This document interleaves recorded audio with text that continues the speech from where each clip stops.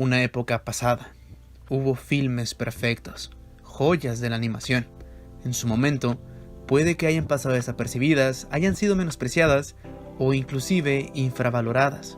Pero ha llegado el tiempo de volver a esos tiempos, de retomar lo que le da valor a las nuevas propuestas y de reconocer su magnificencia. En el video donde les hablé acerca de El Dorado, mencioné que existía otra cinta de DreamWorks que definió sus estándares de animación y calidad argumental. Esa cinta se llama El Príncipe de Egipto, y personalmente creo que es una obra maestra de la animación tradicional, y por bastantes elementos, mismos que iré desglosando a lo largo de este video. Así que tomémonos el tiempo de viajar de nuevo a nuestra infancia y revisitar una épica historia que involucra a un imperio totalitarista, un pueblo sometido y al hombre que fue escogido para liberarlos.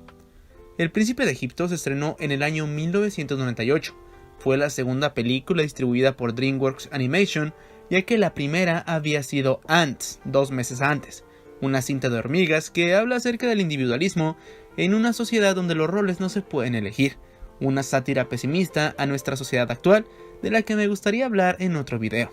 Pero no perdamos el punto, el filme en su momento fue un moderado éxito comercial, siendo de las únicas cintas de un estudio de animación que no fuera Disney en sobrepasar los $100 millones en recaudación. De hecho, el filme costó cerca de 62 en producirse y recaudó más de 170 millones a nivel mundial, lo que, considerando la situación de DreamWorks, realmente fue impresionante. Además de que en su versión original el reparto de voces incluye actores como Val Kilmer, Ralph Fiennes, Jeff Goldblum y hasta Sir Patrick Stewart.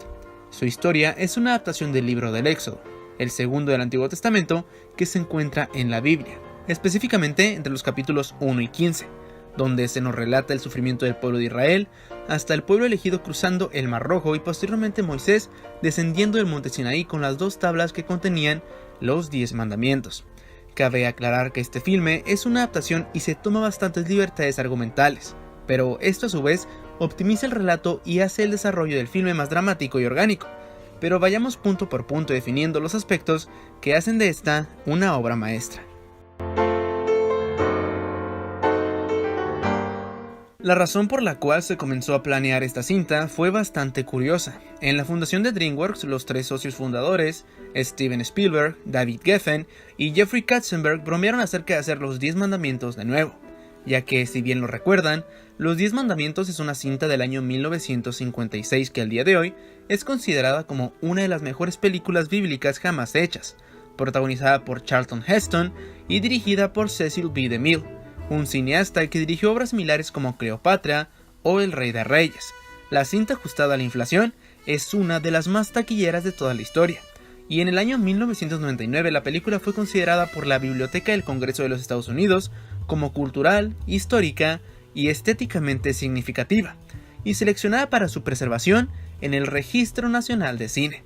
A su vez, la cinta de 1956 está basada en un libro llamado Moisés, el Príncipe de Egipto, del autor Dorothy Clark Wilson, publicado en 1949, lo que, entre otras cosas, demuestra la inclinación de los relatos cinematográficos a inspirarse en hechos bíblicos con algunos cambios significativos.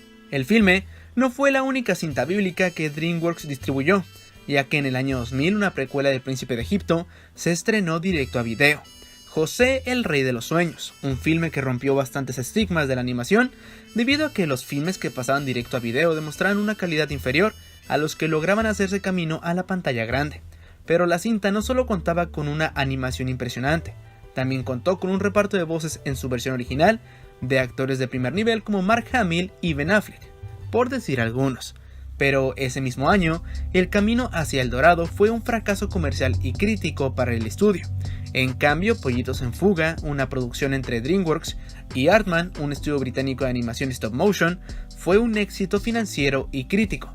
Así que en el estudio se replantearon algunos proyectos bíblicos que ya tenían planeados y terminaron en el olvido con el paso del tiempo, y se abrieron nuevas posibilidades con el inicio de franquicias como Shrek. Pero eso es otra historia. El Príncipe de Egipto, al igual que otras cintas de DreamWorks, fueron una gran parte de mi infancia debido a que fueron de los primeros filmes que vi, y a diferencia de El Dorado, la VHS que tenía grabada El Príncipe de Egipto no contenía anuncios de Canal 5. Personalmente no me llama mucho la atención su música ni ponía atención a los pequeños simbolismos que maneja la cinta porque pues era un niño. Y a esa edad tu criterio realmente se inclina más por ver algo que solo cumpla con el simple hecho de entretenerte, lo suficiente como para no molestar a tus padres un rato. Pasó el tiempo y con el mismo me di cuenta de que esta cinta podía verla una y otra vez y seguía encontrando pequeños detalles increíbles, tanto a nivel argumental como estético, así como factores estilísticos que muestran el empeño y pasión que fueron colocados en el proyecto. Y al día de hoy, al revisitarla, me doy cuenta de que no es solo una cinta religiosa que se enfoque en el mensaje de la fe, sino que se atreve a ir más allá, y toca temas como la esclavitud, las creencias de diferentes culturas, el totalitarismo y la relación entre los hermanos que pasa de amor a odio con los años, llegando a ser un producto audiovisual que cuenta con una calidad de animación maravillosa y una banda sonora compuesta por Hans Zimmer y Stephen Schwartz que fue nominada a los premios de la Academia, así como técnicas innovadoras de animación que le dieron a DreamWorks la fama de ser un estudio revisionista que se daba la tarea de innovar en sus producciones. Pero sé que pueden llegar a pensar, ¿una cinta que trata tópicos religiosos puede lograr ser un clásico? Y la verdad es que sí, pero es bastante complicado y les explicaré el porqué. A diferencia de clásicos como Los 10 Mandamientos de 1956, El Manto Sagrado de 1953, Barrabás de 1961 o la miniserie de 1977, Jesús de Nazaret, las cintas que abordan temas cercanos a la religión la mayoría del tiempo terminan dejando de lado la calidad de las historias por la intencionalidad de su propio mensaje religioso. Pasa casi lo mismo con los filmes contemporáneos que quieren adoctrinar ideológicamente con temas como el feminismo forzado, la inclusión sin sentido y el embeísmo. En lugar de enfocarse en un buen guión y en un buen desarrollo orgánico de personajes, se centran más en sus propios tropos para impactar a la audiencia, y de esta manera impartir su propia doctrina. Por ello es tan difícil hacer una cinta contemporánea relacionada con religión que sea buena. Toma por ejemplo La Pasión de Cristo del año 2004. Una cinta que, seas creyente o no, tiene elementos que la vuelven un clásico contemporáneo. Y eso es otro de los aspectos que he de reconocer. Como cinéfilos muchas veces tendemos a dar nuestra opinión de una cinta que no nos gustó con el argumento de es una mala película o el clásico está sobrevalorada. Realmente en ocasiones yo he admitido que una película realmente es buena, pero que a mí no me ha gustado por algún aspecto en particular. Y sí, es posible. Se los explicaré rápidamente. En un museo de pinturas puede que haya obras abstractas que dependiendo de cada individuo se aprecien de distinta manera, pero ciertamente habrá pinturas que a nivel general se considerarán obras de arte por su composición, sus colores y por las técnicas utilizadas para su elaboración. Lo mismo puede ocurrir con las películas de cierta manera, y no por ello quiere decir que perderemos individualismo al pensar distinto. Lo maravilloso del cine es que tiende a ser muy subjetivo, pero dependiendo de la intención de la obra, puede que el resultado sea de bastante polémica al presentarlo a las audiencias. Y en su estreno, La Pasión de Cristo fue considerada una de las películas más controversiales de la historia, seguida por La Naranja Mecánica de Stanley Kubrick. Mel Gibson fue criticado por su supuesto mensaje antisemita y su extrema violencia, pero a pesar de la polémica, hoy es considerada un clásico del cine bíblico, y cada Semana Santa la siguen repitiendo en televisión. Y hablando en términos cinematográficos generales, la cinta sabe explotar sus recursos y da un relato mucho más realista y menos romántico acerca de la muerte de Jesús.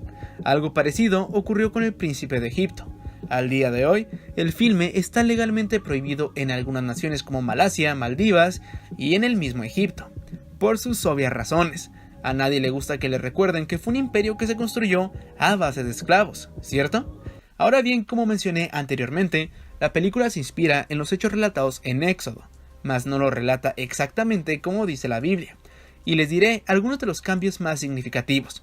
En la historia original, Moisés fue adoptado por la hija del faraón, no por su esposa. Respecto a la muerte del egipcio que torturaba al hebreo, en la Biblia Moisés no lo mató por accidente, e inclusive intentó ocultar el cuerpo. Además, Aarón, el hermano de Moisés, lo apoyó desde el principio, y fue él quien transformó su vara en serpiente y quien convirtió el río en sangre.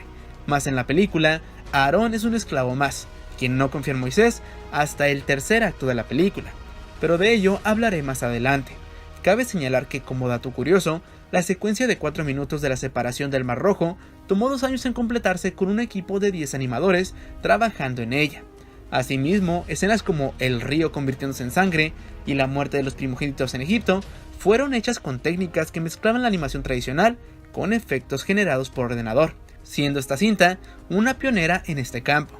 Pero a pesar de los cambios bíblicos, esta cinta se aprovecha de estos y de esta forma optimiza la cinta. ¿De qué manera? Bueno, bastante simple. Comenzamos con la relación de Ramsés y Moisés, dos hombres que se criaron juntos como hermanos. En la película, Moisés no sabía que era hebreo, pero en la Biblia, él fue criado por su propia madre y ésta le enseñó su propia cultura étnica. Quizás se pregunten de qué manera. Bueno, después de que la hija de Faraón lo encontrara en las aguas, Miriam, la hermana de Moisés, se ofreció para buscar una nodriza hebrea, y de esta forma el niño tuvo el privilegio de ser criado por su propia madre. Pero de nuevo, si esto se hubiera puesto en la película, el conflicto moral que tiene Moisés hubiera tenido menos impacto, porque el desarrollo de su travesía comienza al saber que él era hebreo, al igual que los esclavos, a quienes ni siquiera se les consideraba como personas. Y es después de matar accidentalmente al egipcio que decide huir de Egipto, dejando atrás su pueblo, pero también a su familia, y a todo lo que alguna vez conoció, despojándose de su responsabilidad y con la esperanza de comenzar de nuevo.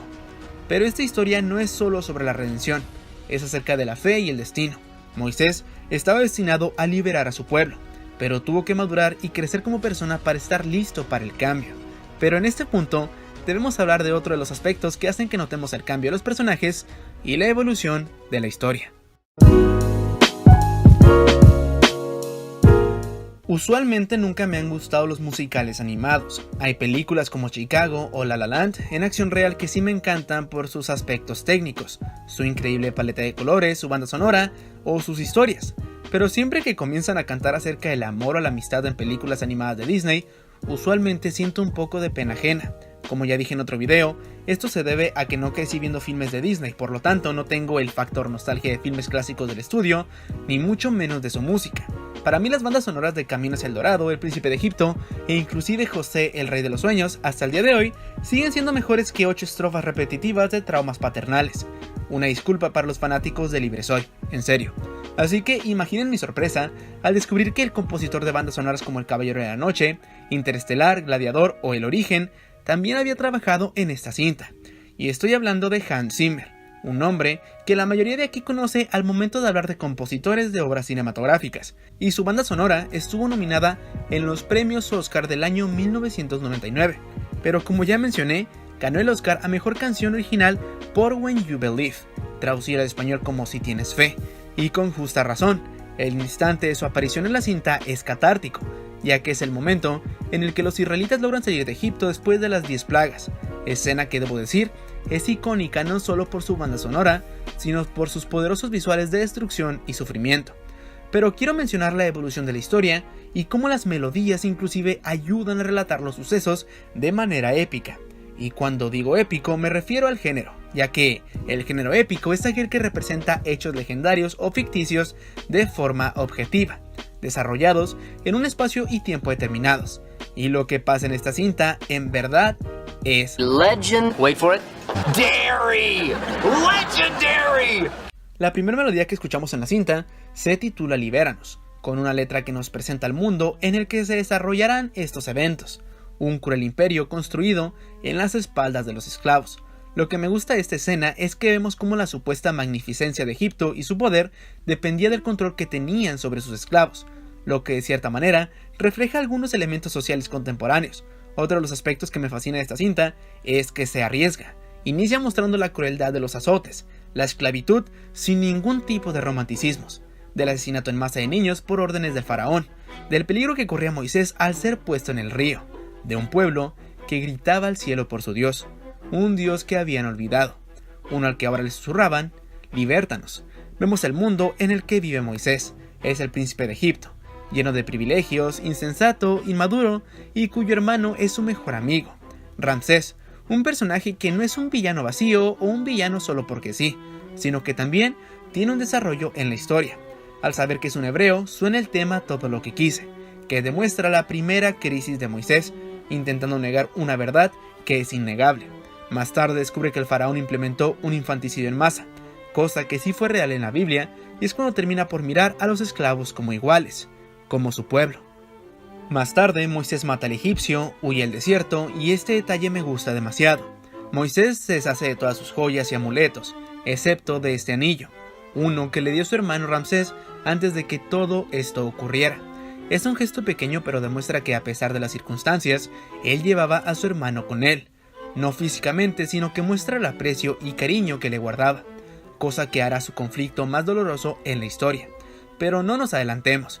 Moisés llega a Madián y allí comienza su nueva vida, y es cuando tenemos el tema de la mirada celestial, que nos muestra su evolución con los años, y esta canción en particular me encanta porque Moisés se siente miserable después de todo lo que pasó, pero Yetro, su suegro, le deja en claro que no hay razón para menospreciarse, porque a veces las mejores cosas son las que llegan después de la tormenta.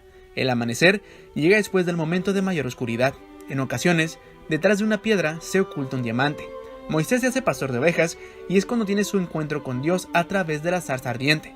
Y esta escena, además de contener un amplio debate moral y filosófico, tiene una animación preciosa. Y me gusta el detalle de que la voz de Dios es la misma voz del personaje de Moisés. Esta decisión fue tomada para evitar controversias, pero yo lo veo más con un poderoso simbolismo, en el que el Dios de Moisés le habló a través de él mismo, como una voz interna a través de él, hablando justamente a su corazón. Y la música colocada en la escena le da una carga emocional bastante potente.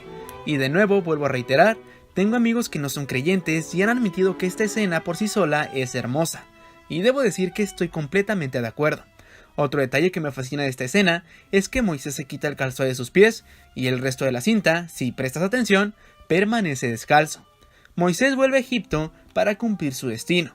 Se reencuentra con su hermano y por un breve momento tienen una charla que finaliza con la escena de la serpiente, en la que Faraón ahora manda a sus hechiceros a hacer lo mismo. Y estos nos dan otra canción llamada En las Grandes Ligas, que es una muestra de su soberbia y de sus propias creencias. Y debo decir que este momento a nivel de animación es impresionante. Me recuerda bastante a El Dorado cuando Tulio y Miguel fingen ser deidades. Hay que actuar la danza de los dioses, interpretar algo que parezca místico, impresionarlos con humo y espejos y regresar a España. Cosas que vemos hacer a los hechiceros del faraón, ilusionar y engañar.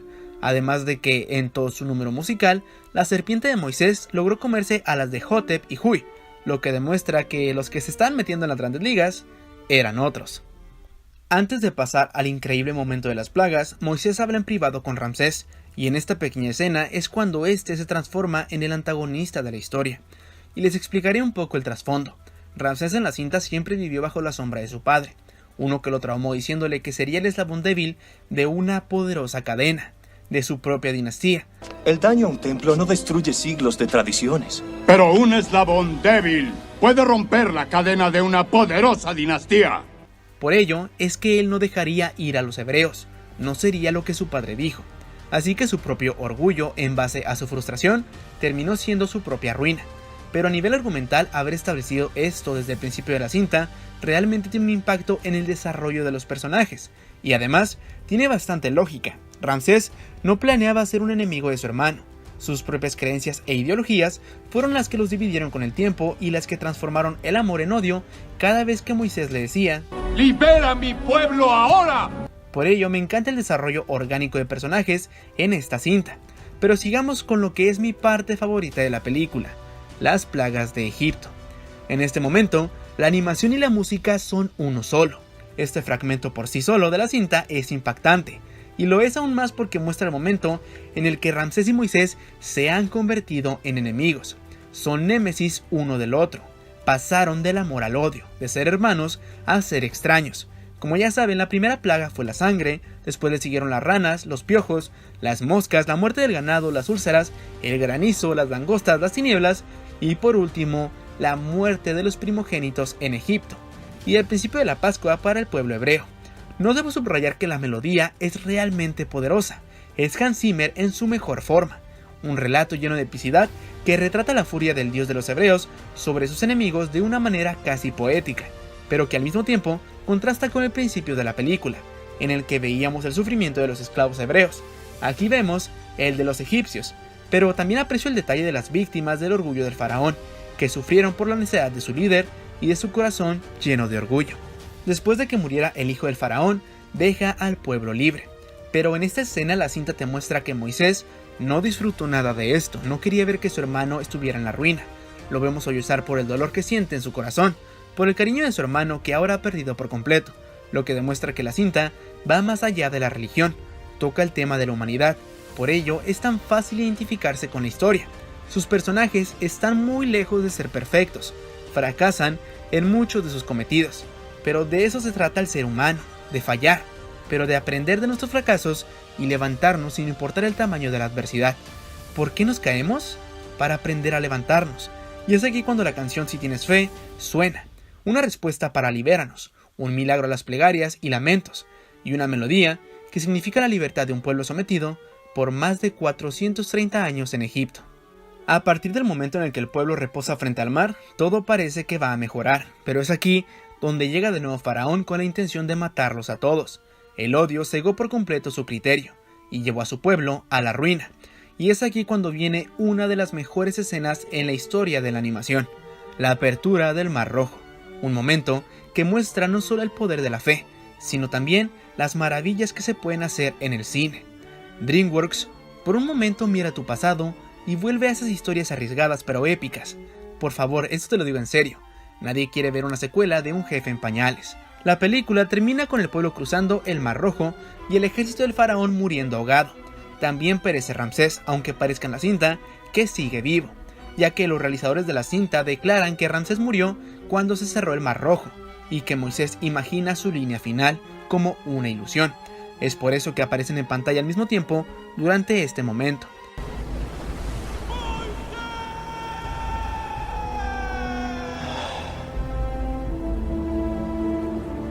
Adiós, hermano.